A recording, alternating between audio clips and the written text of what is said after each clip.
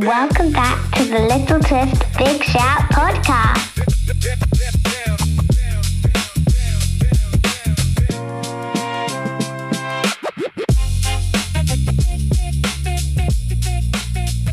Hello, Eden. Hello. Welcome back. How are you doing? Good. So, how are you finding it in the off season? Hasn't been any commentary related to football, but you've been watching a little bit of the World Cup. How have you been enjoying things? Pretty good. But Spain have got 4 goals. Oh yeah. That was the game that just happened. I didn't actually see the end, but they were winning 4-0 against Saudi Arabia. Yeah, and are you missing the commentary games? Missing the behind the scenes? Mm-hmm. Seeing Milan's antics? Yeah. Seeing some fun goals? BTA and Hadji and Ellis, Torp. Yeah. Yeah. Me too. I kind of like the World Cup. I'm sort of enjoying it, but I'm definitely missing the Sky Blues. Right. So on today's episode, we're going to look at the fixtures, because that's exciting. The fixtures came out. Woohoo! Big one to start with. Yeah. Whoop, whoop. And then Dad's going to talk a little bit about season tickets and transfer rumours. So I won't bore you too much with those bits. And then we're going to introduce the new feature, True Sky Blue or No Clue. So hopefully that should be a little bit of fun, and people enjoy the episode. But I think we've done with last season now, so we're going to treat this as episode 1 of season 2, and we've waited 25 years to say it. We're at the Premier League! And now seeing the tables, seeing the fixtures, seeing fantasy football with commentary players, it's all very real now. We are literally back in the big time. So it's going to be a fantastic season. I probably be quite difficult. We're going to be going from winning, 3 or 4 times a month to, hopefully winning once. But, I think we'll give it a good go, and it's quite exciting. Sounds like Frank Lampard's going to sign a new contract. So that's good. We'll have a good continuity going into the season. Hopefully we've still got that togetherness and that feel-good factor by the time the season starts. And obviously the transfers are going to be really exciting to see who we bring in, what players we bring in, maybe some from the World Cup even. So should be lots of fun between now and the start of the season. Okay, so shall we take a look at the fixtures, Bubba?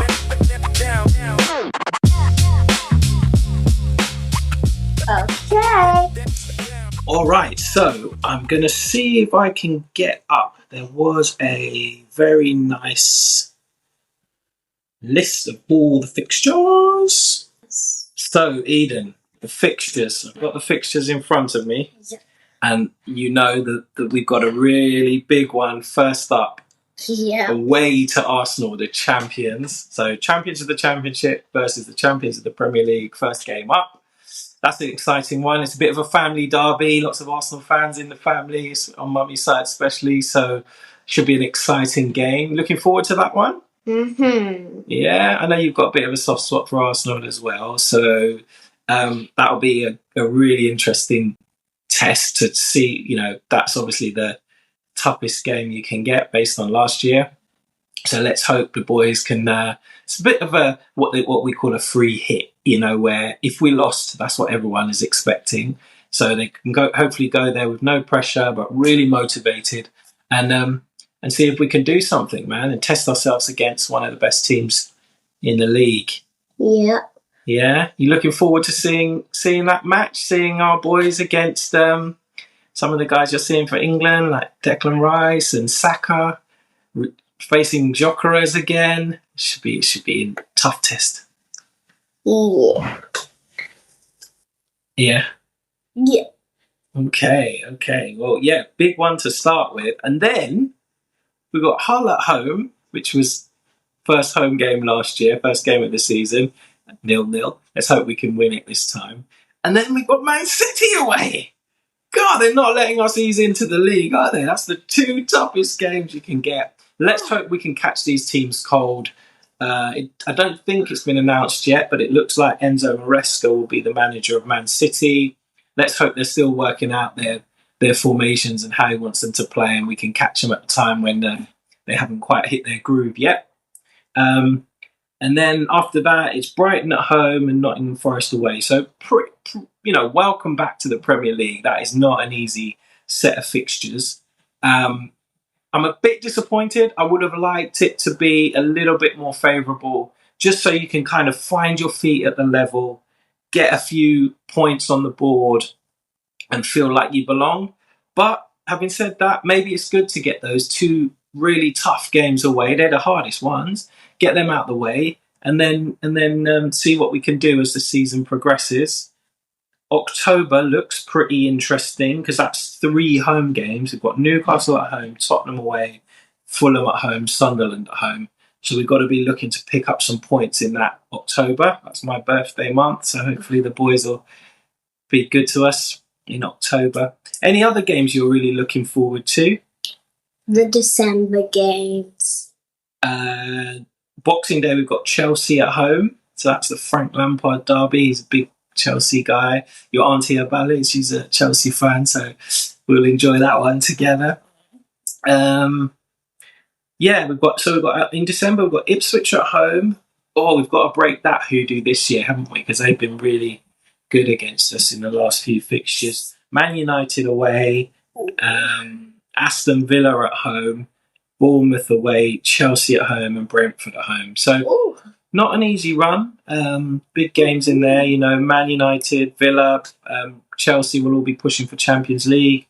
Bournemouth are in Europe. They were Europa League team this year and not far from Champions League themselves. So, yeah, I mean, we know it's going to be tough, but if we can't enjoy this, then when will we enjoy it, eh? Yeah. Facing the best. Mm.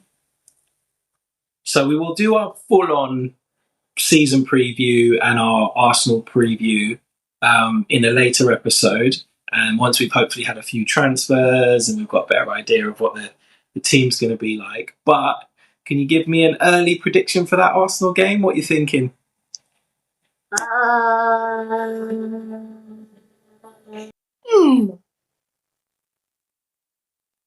2-1. 2 To Coventry. 2-1 to Coventry. Oh my god, that would be so good. One of my favourite games ever. I was at the game at Highbury where Coventry beat Arsenal 2-1. Lee Dixon scored a ridiculous own goal for Arsenal. Then they equalised, and then Peter Unlove with a bobbly finish past Seaman got us the win. I was there that day. Really? I mean, I must have been a bit older than you are now. I think that was in 1991. 10? Yeah, so I'd have been about 10, yeah. So, okay. Well, that would be, imagine if we go there and win, that would be amazing. All right, Baba. Anything else you want to say about the fixtures? I'm quite looking forward to Tottenham away. It would be nice if I could get a ticket for that one because that's I've got a lot of Tottenham friends as Tottenham fans, and it's a lovely stadium. So that would be a really good one. And Crystal Palace is obviously quite local to where Daddy grew up, so that would be a nice one. I quite like Crystal Palace, so that'd be a good game. Anyway, it'll be lots of fun, and we'll talk more about the fixtures and we'll do our previews as they come up. But yeah, you excited seeing them all there? Yeah. Yeah, have a look through.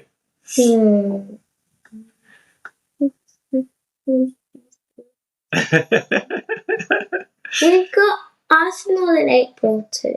Yeah, at home. So that'll be a good one. We've also got Hull in April. Yeah.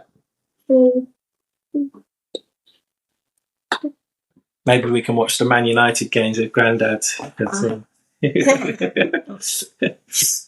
Okay, well, fantastic. Nice look at the fixtures. Can't believe we got Arsenal straight away at home. That's going to be a baptism of fire, isn't it? Yeah. Okay. All right. Well, we'll move on to Dad's ramblings about transfers and season tickets, and then we'll come back to True Sky Blue or No Clue.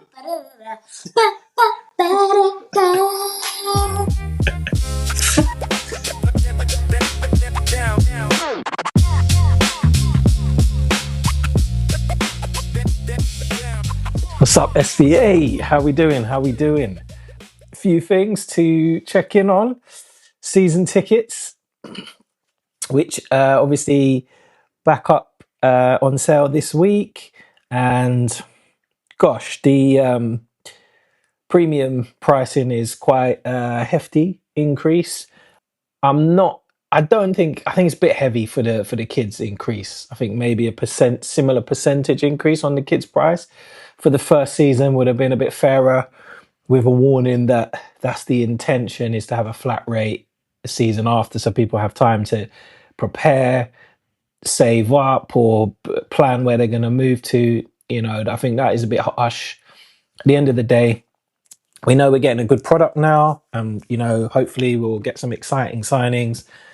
And we know Doug's doing a good job, but that is a bit heavy, I think, for the kids. Ultimately, the young fans, they're the lifeblood of the club, and they're going to be what sustains it going forward. So we need to encourage.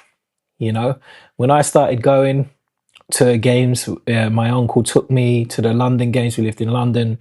Whenever Coventry came to London, obviously it was standing them days, but we just was able to turn up on the day, pay. Half the time they wouldn't even charge for me. They just lift me over the barriers.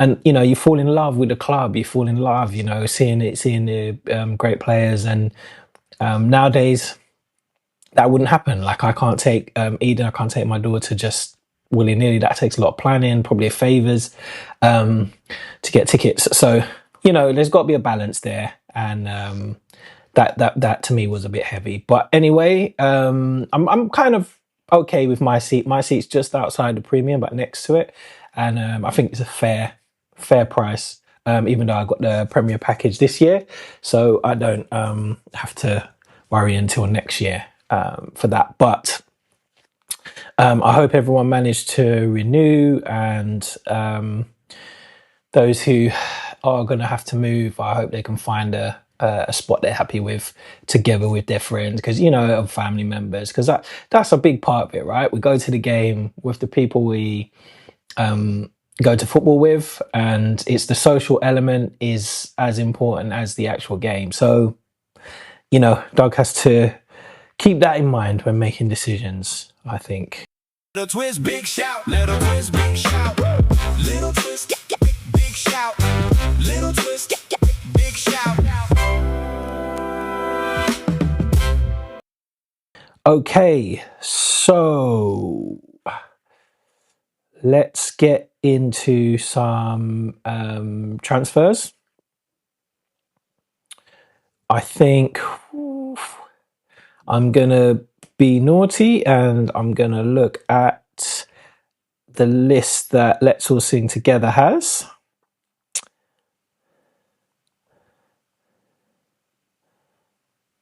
And just have a little thought on each.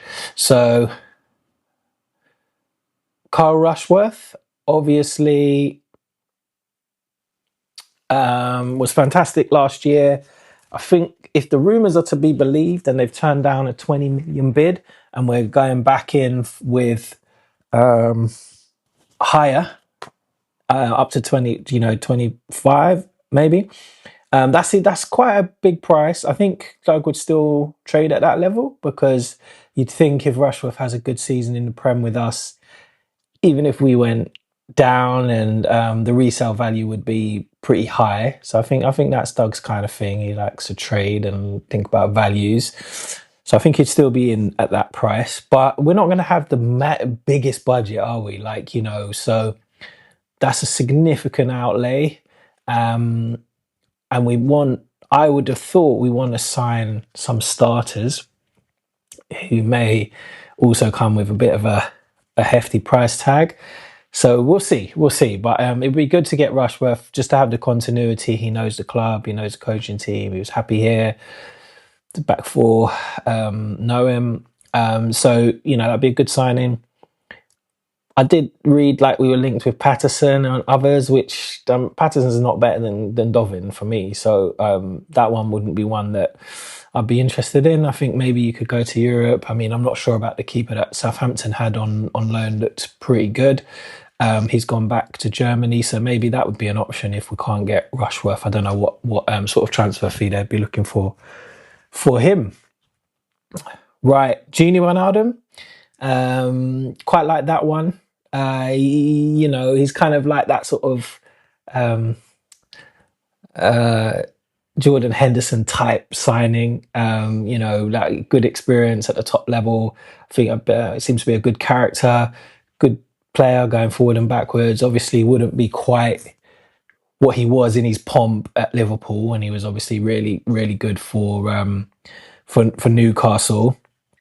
Let's have a look at his stats. So in the Saudi Pro League last year, he played 33 matches, actually scored 16 goals and got 6 assists. So still pulling out the numbers. So that would be an interesting one. If that's genuinely on the cards, I think I'd be happy with him as a squad player to kind of cover some of the positions as and when needed, and just brings that full top level experience. So that'd be an interesting one. Not sure. With all of these, I'll take them with a pinch of salt. I'm not really convinced, apart from Rushworth, which we know is genuinely kind of on the cards. All of these are a little bit of fun, really, at this stage, aren't they? So Matthias Martins. Apparently, we've put in a bid. Played 15 games last season, 4 goals, 0 assists. Left winger. I mean, he did. He looked quite decent for Watford in spurts, didn't he? Like, I think he is the talent. But yeah, back in Brazil, I mean, the numbers aren't huge. No, not many assists and few goals here and there. But obviously a talented boy. Price isn't outrageous, so could be one they look at for squad depth and rotate with EMC.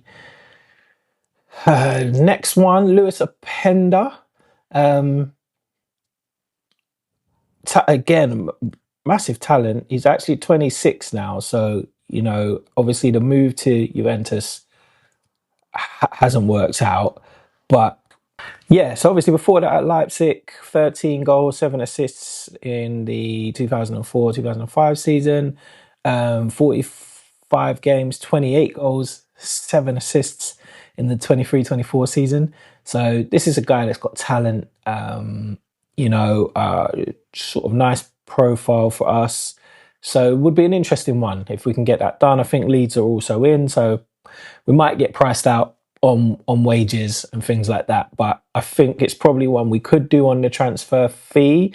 The rumours I read, it was a loan with an option to buy, but we'd have to see how that plays out. But interesting one. I think in terms of the strikers, I think we probably want a main striker to come in who is going to be the starter or rotate with Hadji and Ellis if they stay. And obviously you've still got Brandon who can cover a multitude of positions but can also play up top. Lewis Openda, wouldn't mind that. That would be an interesting one. Okay, so we're going to look at the next is Sorba Thomas. Not going to spend much time on that. Wouldn't be one I'd be looking at. I think EMC to me is the better player. So that would be one for squad depth and rotation. Obviously, good stats from Sorba, excellent deliveries, we know that, and a talented player. Would have been interested when we were looking at him before, when we're under Mark Robbins, when we were trying to bring him in the Championship. Probably would have been a good signing then, but now I probably would avoid that. Not really interested. Then we've got Francisco Mora, left back. I've not honestly seen too much of him, but profile-wise, he looks really good. Played 35 games last year, 3 goals, 2 assists. 39 games the season before, 4 goals and 10 assists. Those are both at Porto. So, yeah, I mean, we need a left back. I think we need a left back to preferably be the starter for with Jay as the backup or rotation option. But yeah, so looks like a good profile. Can't claim to know too much, so we'll leave that one there. Adama Traore, obviously Premier League experience, certainly has the physicality and the athleticism which we perhaps need to beef up in our team. Again, he'd be one that if you signed him, he's kind of like someone that you bring on when defenses are tiring to just use that pace and a bit of a chaos merchant. And we know Premier League tested, can cause trouble to Premier League defenses. Personally, my preference would be to probably try and go for an up-and-coming player with a lot of pace that you can develop rather than Traore. But obviously, you do have to have some Premier League experience in and around it. So be an interesting one. I mean, I think it would be on a free now. Not my first choice, but I guess one to consider if we don't get our Premier targets. Taylor Harwood-Bellis, talented player, obviously, has let himself down a few times this season in terms of his behaviour, but yeah, I think again, I'd rather, like, we've got Bobby Thomas there on the right, and if we keep Latty or Wolfenden, they're the kind of backup to Thomas. I'd probably expect one of them to maybe go, or even if it's alone. Then I want someone a bit more athletic next to Thomas, or like with real good Premier League experience. So I don't think Harwood-Bellis would fit in to that, because I believe he's right-footed as well.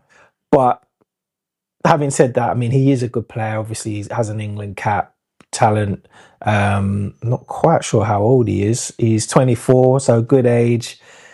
Probably has resale value. He'll be looking to get back up to the Premier League and kind of back towards that England setup himself.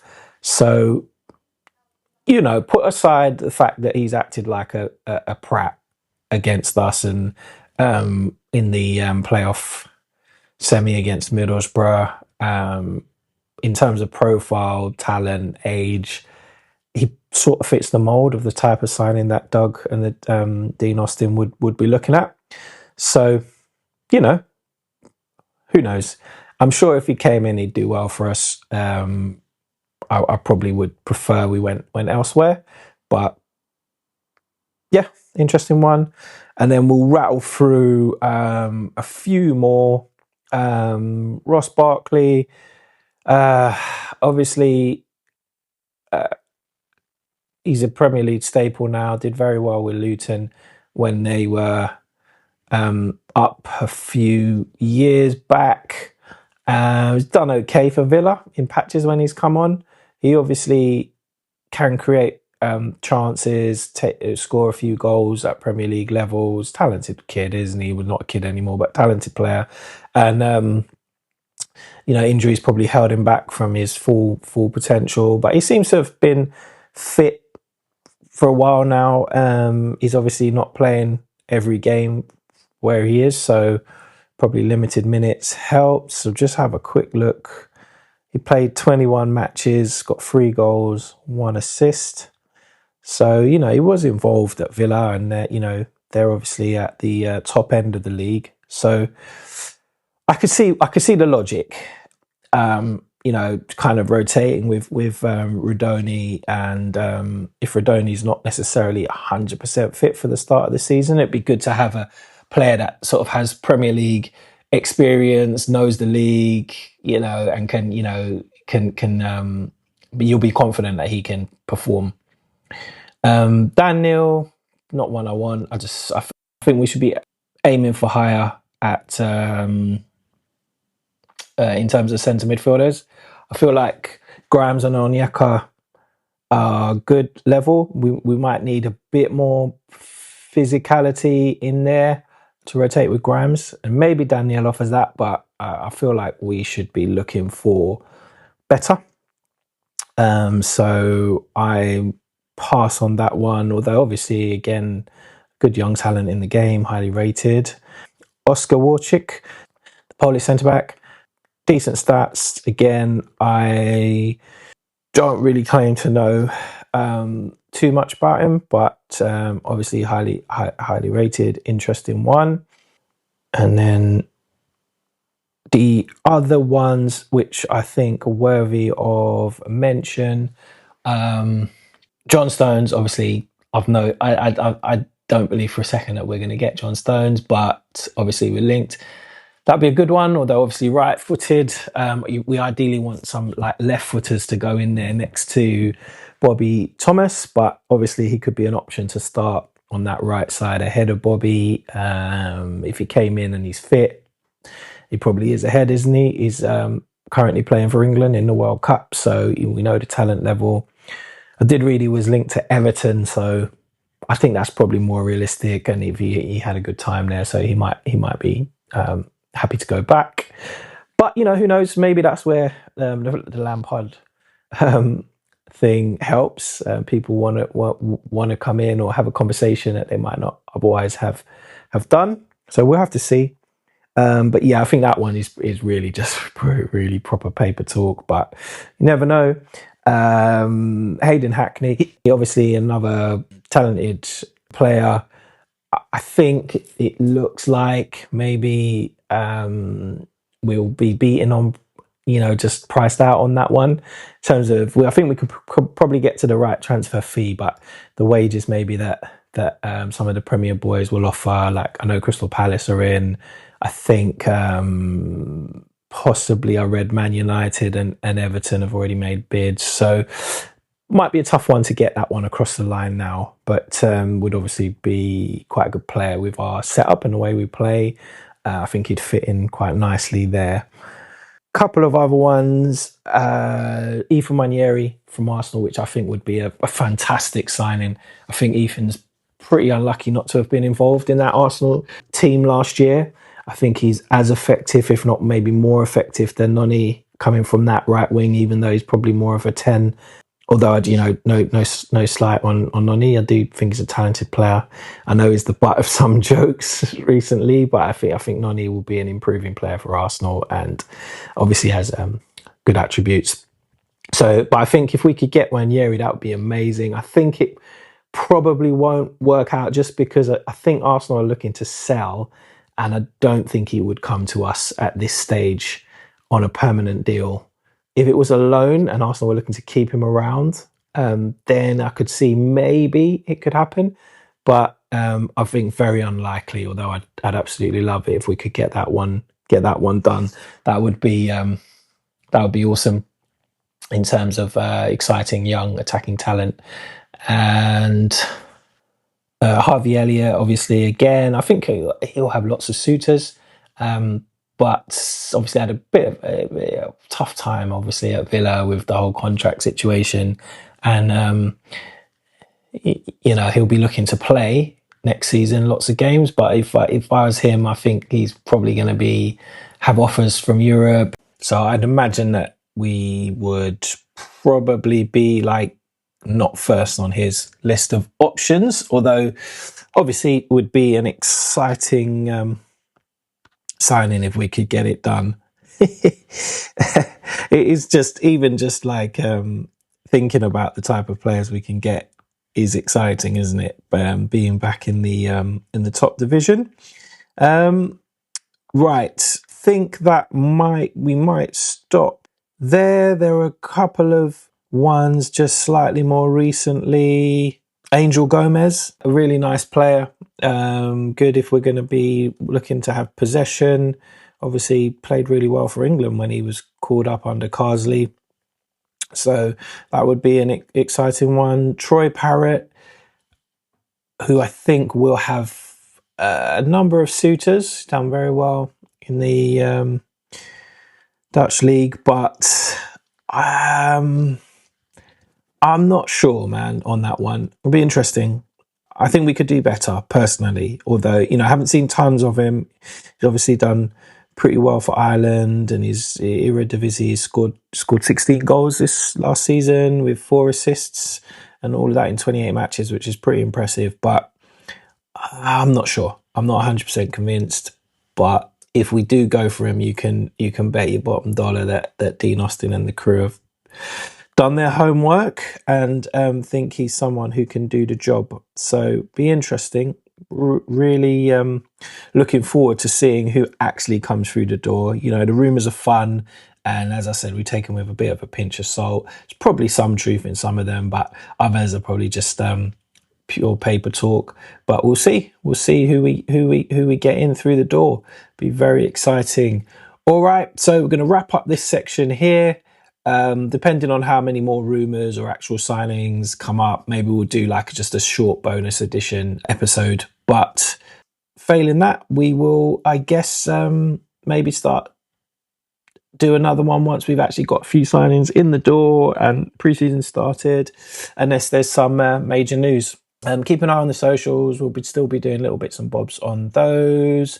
Looking to keep the Instagram going. If you haven't followed already, please do follow. Get a bit of TikTok going, and try and get a bit more up on the YouTube, which is a bit of fun really on there. So, okay, I hope you are all well, and we're going to move on to the new segment. True sky blue or no clue.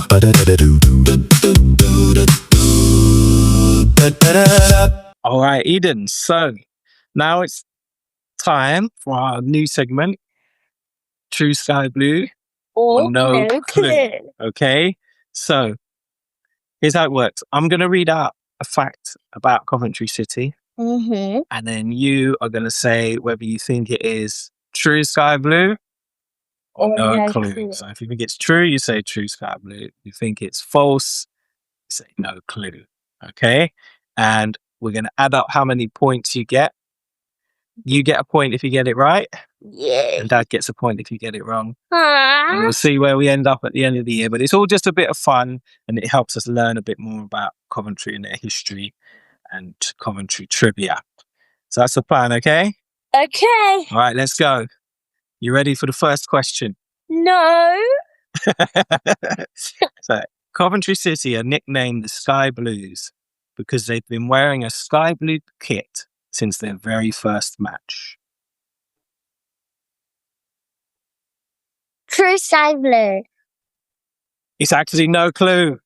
Jimmy Hill rebranded the club in 1962, and before that they played in dark blue and white stripes.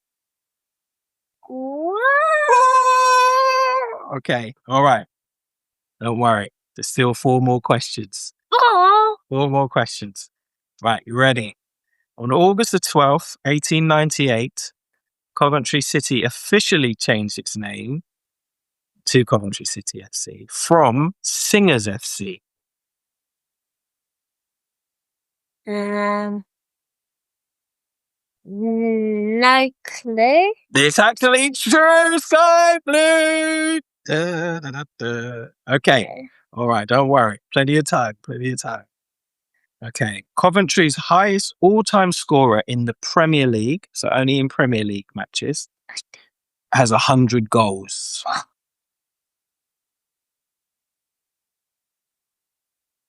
True Sky Blue. It's actually no clue. It's Dion Dublin with 61 goals. So close. Okay. Fourth question. These are you don't know these, so you don't have to worry. Okay, I didn't know some of them. I'll just look them up. All right. So Coventry are 30th in the all-time Premier League table with 371 points. Now, the all-time Premier League table takes all the points that all the teams have ever got when they were in the Premier League. Yeah, so Coventry were in the Premier League from 1992-93 up to 2000, and they haven't been since. And then obviously there's teams that have been there the whole time. There are teams that have been up and down, etc. So what do you think? Shall I repeat the question? Yes. Okay. So Coventry City are 30th in the all-time Premier League table with 371 points.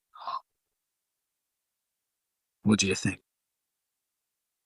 True Sky Blue. No, it's actually no clue again. They're 26th with 409 points. So not bad. 26th, considering we haven't been there for so long. The 30th team with 371 points is actually Burnley. So even though Burnley have been in the Premier League quite a lot recently, we've still got more points than them. Okay, last one for this round of the game. Don't worry, we've got a whole season to go. All right. So Coventry's first ever game in the Premier League was a 2-1 win against Middlesbrough. No clue. It's actually True Sky Blue. On the 15th of August 1992, goals from Dave Smith and John Williams gave Coventry the victory, 2-1 against Middlesbrough. Oh, Eden, I'm so sorry. That was a tough round. 5-0 to Dad so far, but I'm sure you'll claw your way back throughout the season. Thanks. How are you feeling after that? That was a bit of a rough start.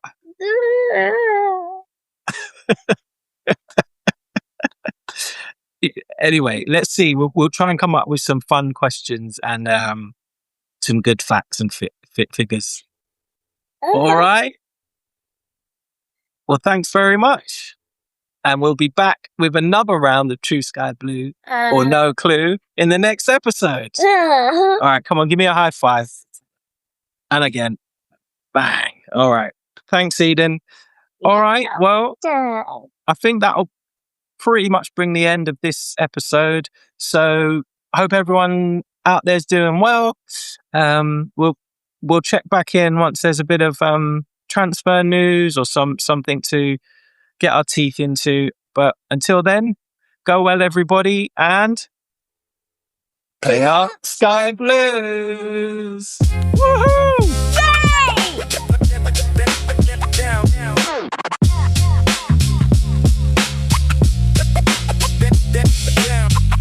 Thank you for listening.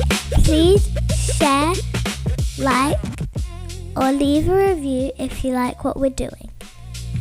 Little twist, big shout. Little twist, big shout. Little twist, big shout. Little twist.